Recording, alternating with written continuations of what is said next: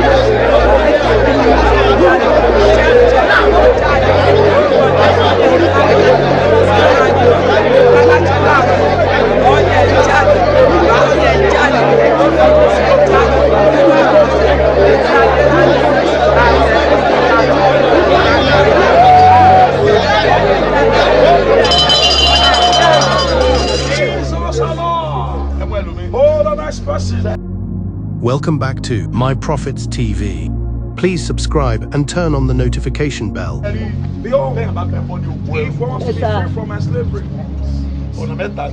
It's in 3 ways. Don't be angry, sir. Do not be angry. I will explain it. If I have the grace to share the program, do it this time, either 4 or 5 times, share the program. It's in 3 ways. Class of my slavery. It's not my prayer. Ọ̀nà mẹ́ta ni wọ́n sọ fáwọn àtàjọ́ bàbá bẹ́ẹ̀ ló bẹ́ẹ̀ ti máa bọ́ọ̀rì ọ̀nà àkọ́kọ́ The first way, tó bá jẹ́ wípé if at all, ẹsẹ̀ it is orílẹ̀-èdè sin, like this nation, tó bá bọ́ tó kó ẹrú if it's tó bá jẹ́ pé ẹsẹ̀ if it's a sin, ló gbé orílẹ̀-èdè tó kó we have ẹrú put a nation in slavery. ẹ̀sà Yes, sir. orílẹ̀-èdè máa bẹ Ọlọ́run The nation has to go and beg God. tí wọ́n bá bẹ Ọlọ́run After begging tí God, Ọlọ́run bá dárí jù and God has wọ́n forgiven ṣẹ̀ṣẹ̀ them, lọ jà they will now go and fight. not only prayer. Kò ń ṣe àdúrà nìkan o. ẹ lọ máa wò dáadáa ní onídàájọ́ judges. lẹ́yìn ìgbà tí Gídíọ́nì tún pẹpẹ ṣe After Gideon has repaired wọ́n Jordan, ṣẹ̀ṣẹ̀ lọ they jà have ní to go and fight. gbogbo ilẹ̀ ìlérí All promises land ló máa ń ní Jọ́dánì has a ló Jordan. máa ń ní aginjù They have a ló wilderness. ní ejò amúbí They have iná a fearing ló ní serpent. àkókò omi They have kíkorò a time of bitter ṣùgbọ́n water. bó bá ti lè jàjà If you fọ́ cannot fight ó for ṣeé ṣe freedom, kéèyàn ò rá well, my síbẹ̀ perish there across the way. oníwò máa wà There will be many tí ó dùn lójú ọ̀nà that will stand on your way. àwọn oníwò ìgbà kéèyàn lọ Want to go. ẹnìkan gbọ́ mi Someone bẹ́ẹ̀ tell me. ibi ayé rẹ̀ á sí Olúwa jẹ́ ọba. Sometimes you may not understand the work of prayer. Iṣẹ́ àdúrà lè máa yọ ní Iṣẹ́ ọ̀pọ̀lọpọ̀ àdúrà wà. There are work of prayers. Ìgbésẹ̀ tèèyàn And there wà. are human step as well. Lẹ́yìn tó o bá bẹ lọ́kọ̀ After dárí begging jọ God, you are forgiven. ìtọ́jú ọbẹ̀ lọ́kọ̀ dárí jọ Why you have to beg God kó má for bàa lùsì forgiveness? bàtù. They might not lose the battle. Torí Olúwa ti ń bínú Because ọ̀rẹ́ God is angry Bí initially. Olúwa bá ti wá yọ And once God is ogun kéré. has forgiven you, the battle is small. Olúwa bá ti yọnu Once God has forgiven ogun you, lẹ̀ ó kéré. forget battle is Tó very small. àkọ́kọ́ ní The ẹ̀sà. first thing is this. Ẹsẹ̀ It's not only tí Gídíọ́nì bá dúró síbi if you àgbàlá are saying praise or prayer alone. Yes, sir. Yes, sir. Mídíánì ò ní lọ. Million will not Wọ́n go. máa fìyà jẹ We wọ́n. will continue torturing Ṣùgbọ́n them. bó ti bí But Olúwa after he has begged tó God, pé pẹpẹ rọ and the rest are ó not padà lọ. he returned back. Yes, sir. Olúwa sọ fún pé God told him, àwọn tó ń kó lọ those who are going wọ́n to tó do pọ̀ one, they are too wọ́n much. tó kù. They are too much. Olúwa fi ìdí tó ti God 300. reduced them to 300. Ẹ̀sẹ̀ tó bá ń 300 That's náà why 300. ó tún rẹ̀ Gídíọ́nì. Gideon became so tired and weary Pé àánú bẹ lórí ẹ̀. that he carried Ọ̀sán mercy. tí ò ní rẹ̀. He doesn't even Bẹ̀ got torí tired. pé ó ní But ìpinnu. because he was We determined, keep on fighting. ó kọjá Tó síwájú fi borí. till he overcome Ó ló them. di àárẹ̀. Gbogbo wọn lépa síbẹ̀. Mo gbàdúrà. Ibi ayé rẹ̀ á sí. Mo bí Olúwa ní àárẹ̀. Mo bá ráyè sàmì. Olúwa gbé ọ jáde. Anything you must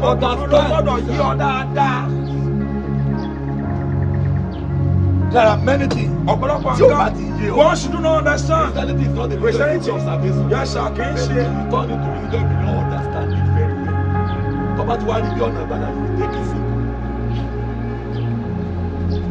Honor Igbalani. It's a way of salvation. Jesus preached salvation. Yes, wá aṣọ ìgbàlà. Ó wá aṣọ ìfẹ́. Peace. Ó wá aṣọ àlàáfíà. And he deliver. Àwọn dẹ̀ tún àyàn sílẹ̀. And he preached the kingdom of Ó God. dẹ̀ wá aṣọ ìjọba Ọlọ́run. Now one by sir. Lift your two hands up. Ẹnì kan gbọ́ mi. Amen. Ìwọ ni mo bá Amen. kí ló kú ọsọ gògè náà? Bó o bá sàmì. Olúwa yanjú. That's the first way. One has to go and beg God. The second channel to be free from bondage, from confinement. If at all, neighbor will help us. How about Israeli máa pe ìpàdé ni. There can someone meet Wọ́n mú àwọn tó bá gbà that will bọ̀dé. pray to people that Wọ́n are mú wọn ta. Wọ́n yọ wọn kò láàrin They remove them from the crowd. Torí èèyàn márùn-ún tó gbà bọ̀dé. Bible has Yóò kò bẹ́ èèyàn 5,000 ká. 5 good men. So Akáni tó gbà They bọ̀dé. can ask somebody. Wọ́n lẹ̀ lóko He ní. was stoned to death. Ìkọ̀kọ́ má bàa kó báwọn èèyàn. Implicate others. Wọ́n ẹ̀ ti tú àti They dàpọ̀ ní cannot be ọgbà. ashamed to mention the name as somebody evil. Tó kéésì bí Olúwa ní ọ̀wà He's ṣe not yẹn. going to come and do that one, sir. Olúwa kọ́. He's not Wọ́n wá going sáàtì to. ara They wọn will ni. set themselves. Nígbà kan Many a ní times. òpó àmọ̀ràn ti ọdún yẹn ló I gbé remember that year ọgbọ́n in Ogbomoso. ṣẹ́sì ọ̀pẹ̀sẹ̀ wẹ́ẹ̀tì They did operation west. ní 93 ni wọ́n á jáde ládùúgbò They will go out in the àwọn world. olẹ́mọ̀ tí ń Who jáde are those ládùúgbò that is yìí committing crime in this environment? wọ́n á mọ̀ jáde yẹn bá mẹ́lò mi pé iṣẹ́ wo ló ń ṣe ẹlòmí ọ̀sán bí ẹ̀sán àánú mi o oògùn owó ni mo ṣe I did money in wọ́n á lọ gbọ́ owó lọ sí Money àkọ́kọ́ owó mo ṣe I did money in wọ́n á ní sọ bí o gbé They sí said go to a wọ́n á dé bí o gbógun owó That's sí where I put that money in wọ́n dáná sun wọ́n They dá will set up a place on fire. àwọn olè ká máa wọlé rọ́ọ̀bù ti dáwọ́ Our robbery act became so silent, and there was nothing like that. tó di àsábẹ́ẹ̀tì ọlọ́run wa o There is God's assignment. ọlọ́run ò lè mú mọ̀lẹ́wà kó tó máa tẹ̀ o Fighting by himself. dìde Arise. ìwọ lọ́sọ̀ mọ́lẹ̀ ẹ̀fẹ̀ wọ́n yẹ báyìí sá gbogbo ẹ̀yin tí ayé yẹn ẹ̀gbọ́n àrò olúwa láti ẹnu mi ẹ jáde lórúkọ Jésù ẹ jáde lórúkọ Jésù ẹ jáde lórúkọ Jésù ẹ jáde. Ìdí tí mo fi sọ àsọyé pọ̀ níjọ́ sáré bí àsọyé pọ̀ àsọyé pọ̀. Wọ́n máa ń pẹ̀yẹ̀ jókòó tá a lọ gbàbọ̀dé bọ́ọ̀lù ó ṣe gbàbọ̀dé. If I Kí ló fà tó fi gbàbọ̀dé? why did you have evil? Ọ̀gá Master, wọn ìkó èèyàn burúkú bí èèyàn rẹ̀. Yes, sir. Wọ́n máa yé àwọn èèyàn rẹ̀ jẹ́. Wọ́n ìkó àjẹ èèyàn. you must not take those the Wọ́n deformers. lè dá kìnìún méwúrẹ́ sà. They cannot mix lion and goat together. Kìnìún máa jẹ ewúrẹ́ tán. Lion will consume the goats. Ewúrẹ́ kì í sì jẹran And koríko goat ló does máa not jẹ. eat animal that feed on Kìnìún ẹran ní grass. jẹ. While lion feeds on Èyí tó bá other bẹ̀ flesh. pa láàárọ̀ kan ni ó jẹ lálẹ́. Nawọ́ rẹ̀. Lift your two hands up. Ẹnìkan gbọ́ mi. Bíbí ọ̀hán sí. Ó bẹ́ ìpè. I know Àwọn àfọ̀sọ́ bó o bá sàmì. Ayé rẹ̀ jáde. Many things you don't understand. Ẹgbẹ́ yà bá bá domina. if all were free, Why is that made of when you must you don't manage problem? You must not manage You problem. different problem. Never manage the problem. Don't manage problem. Problem tó bá manage Problem problem you yóò padà manage. gbẹ̀mí We ẹ̀. eventually got rid of You you. better destroy it Go and move. better. Go parun. Go tẹ̀síwájú. Tó bá jẹ́ pé o pa problem òun If it is not problem. a máa sọ nípa tiẹ̀ pé. Yes, sir. Now, Listen. àwọn ọ̀nà wà There kẹ́sì. are ways. Àdúrà. Easy prayer. Ìbáṣọ ti máa dúrà. I'll mention the case of prayer now. Àbọ̀ ti máa dúrà. Prayer is one Tó bá jẹ́ side. wípé If at ẹjọ́ all, àṣàṣọyé pọ̀ let's wá. converse Tó bá jẹ́ together. wípé If at all, ẹsẹ̀ èèyàn. maybe who Èèyàn máa must bẹ lọ. What can Èèyàn go yóò lọ back? jà. But you have to go Lọ́wọ́ and àtàtò fight. dòdò Remember that is Ẹlẹ́ẹ̀kejì. Number Tó bá jẹ́ pé two, o lè if lè. it is within Lọ́wọ́ àdó ti sẹ́. that is Ìgbà máa operating, ń pe olè tà ní. you can call that thing Àmọ̀. outside. We are Ọ̀nà branded. tó gbà sísẹ́ This is how you Great operate. officer. Why have you done Great it? officer. Why done it? Great officer. Why have you done Great this? officer. Because you have done O this. lè bá wa gbé. You cannot just stay with us Bàbá wa again. bá wa gbé. If you cannot stay with Bàbá wa us, ní ká lé ọ. if Tí I o send dá us, fẹ́ lé ọ lọ. Jáfọ̀ lé ìdájọ́ lọ. let's hand over to God's judgment. Tó bá wù àtó wù yìí. Ìdájọ́ rẹ̀ máa bá lọ. Lift your two hands up. Ruama aseru adaya. Gbogbo ẹ̀yin tí ayé yín á. Ẹgbọ́rọ̀ Olúwa láti ẹnu mi. Ibi ayé rẹ̀ á sí. Ó kéde àárọ̀ yìí. Ó bá lè sàmì. Ọyá jáde níbẹ̀. How God intervene? If one is in the will of God, and later battle will be wrong and enter, God will go and fight for the person. That's the case of Sinokeru. God will go and fight for the person. There is a part of prayer. There is a part of prayer. And there is a step as well. Never. Ọlọ́run ò ní mú kándù àkọ́kọ́ bọ̀ tán. Tó bá prepare rice. If prepare rice for you, you have to cook it for yourself. Mo gbàdúrà dáadáa ní Olúwa bá ń ti ráìsì.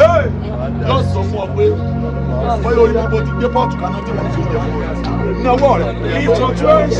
There are many things you must understand. Nínú ìgbèkùn tí ayé èèyàn bá sí ní ìgbèkùn yóò jìyà bí aláìráyé wa. Gbogbo ẹ̀yin tí ẹ á sí ìgbèkùn lóhùn tó á sí. Ó pariwo jáde.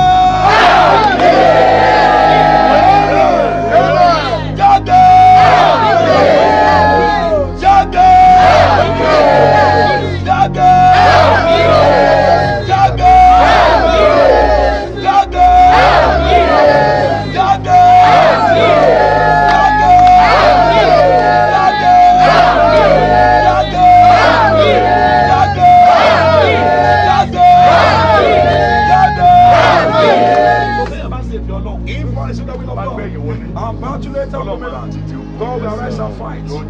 Fight for the person. And save your Lord. Are we doing the will of God at all? We are also even kidnapping ourselves. So Lord, we are not doing the will of God. What are you doing for a living? How are you doing it tonight? How are you living your life? So nínú ẹ̀mí náà, in the spiritual realm, you must examine yourself.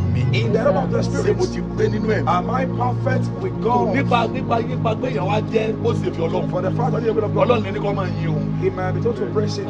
And that's it, God find us. Olúwa ní Chronicle 2020. Wọ́n yin Olúwa lọ́sàn-án kìí tó fẹ́ wà. Olúwa yin ogun ẹ̀yìn tí àwọn táwọn kìí sùn. Bí ó sì ti jáde lọ, Jòsáwá sì dúró, ó wí pé ẹgbọ́n tèmi, ẹ̀yà ara Júdà àti olùgbé Jerúsálẹ́mù, ẹgbẹ́ Olúwa Ọlọ́run yín gbọ́, a ó fi ẹsẹ̀ yín múlẹ̀, ẹ̀yin ó ṣe rere, ó bá àwọn èèyàn gbèrò, wọ́n yan akọrin, sí Olúwa, tí ò bá yẹn ẹwà ìwà mímọ́, wọ́n ti ń jáde lọ, níwájú ogun náà, àti láti máa wí pé ẹ̀yin Olúwa, orí tí àánú rẹ̀ dúró láyé, nígbà wọn bẹ̀rẹ̀ sí kọrin àti sí ìyìn, Olúwa yan ogun ẹ̀, tí àwọn Amónì àtàwọn olókè sẹ́rì ló wá sí Júdà, akọlù wọn, àwọn Amónì àti Móábù, wọ́n dìde sí àwọn tí ń gòkè sẹ́rì láti pa àti láti run wọ́n túútúú. Nígbà wọ́n sì pa wọ́n, àwọn tí ń gòkè sí orí tán, ẹnì kìíní ṣe ìrànlọ́wọ́ láti gbẹ́ ẹnì kejì tóró fi èdè dì wọ́n. Kò sí tọ́lọ̀ gbogbo kan lọ́wọ́ máa ń ṣe. Ọmọ àsámẹ́ǹtì tiẹ̀ tí ó sì àdéhùn sí ló máa fi tiẹ̀ lẹ̀ fún ọ. Nítorí o ṣe nǹkan báyìí ló fi kọ́ níbẹ̀ láti lọ jà. Nítorí o ti bẹ̀bẹ̀ máa báńkì. Mo pariwo ẹnìkan sá gbọ́ ìwọ ni mo bá wí pé ó tí Olúwa fi jí Olúwa ó máa fi jà fún ọ.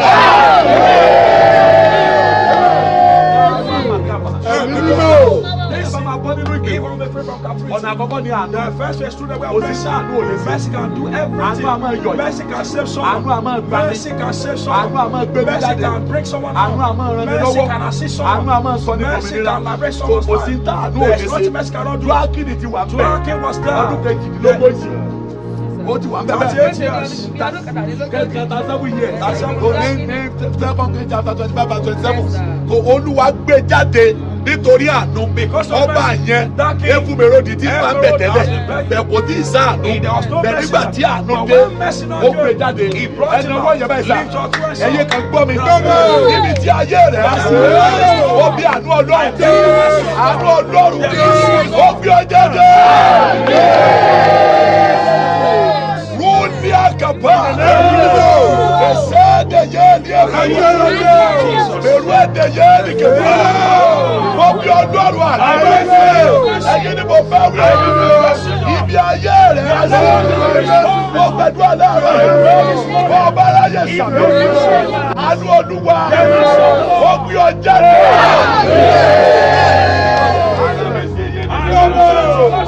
Ibi tó wá sí.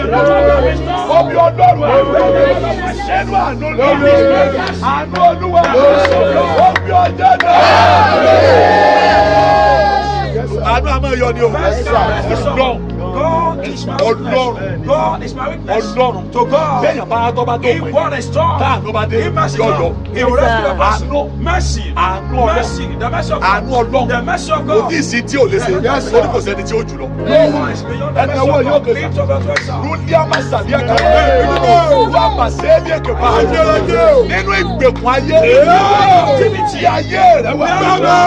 Àánú gbé ọ jáde. Nínú ìgbèkùn ayé. Bọ́ọ̀wà. Ìwọ bàbá wí. Láàárọ̀ yìí. Lórúkọ Jésù. Àánú gbé ọ jáde. Ìgbèkùn ọ̀tá. Bọ́ọ̀wà. Ẹnìkan gbọ́ mi. Ìwọ ni mo bá wí. Lórúkọ Jésù. Àánú gbé ọ jáde.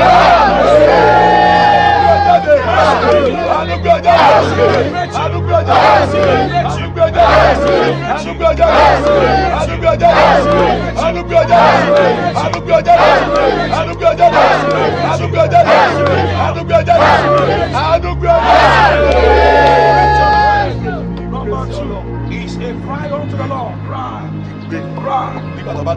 When you get to some junction, I want cry to God. Exodus chapter 3. Exodus 3. Verse 7. Verse 7.